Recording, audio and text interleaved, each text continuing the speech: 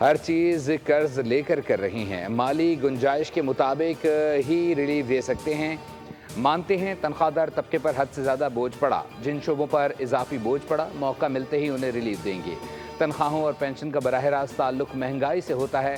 वफाकी वज़ीर ख़जाना मोहम्मद औरंगज़ेब की पोस्ट बजट प्रेस कॉन्फ्रेंस। बताया बजट में बिजली के बिलों में सरचार्ज की कोई बात नहीं की। टैरिफ इस्लाहात बहुत अहमियत के हामिल हैं। टैरिफ रिफॉर्म्स के लिए कुछ तब्दीलियाँ करना होंगी। टैरिफ रजीम को 4% से ज़ायद कमी की तरफ लेकर जाएंगे। स्टेट बैंक के साथ अपने घर बनाने वालों के लिए कर्जा स्कीम ला रहे हैं। छोटे किसानों को कर्जे दिए जाएंगे। हुकूमत ज़राअत की ग्रोथ के लिए बहुत अहम इकदाम उठा रही है।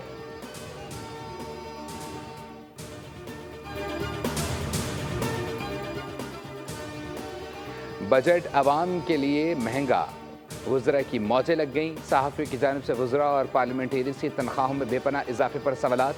वज़ीर ख़जाना मोहम्मद औरंगज़ेब दिफा में सामने आ गए। कहा 9 साल हो गए चेयरमैन सेनेट और स्पीकर की तनख्वाह नहीं बढ़ाई, इसलिए 2.5 लाख से बढ़ाकर 21.5 लाख की है।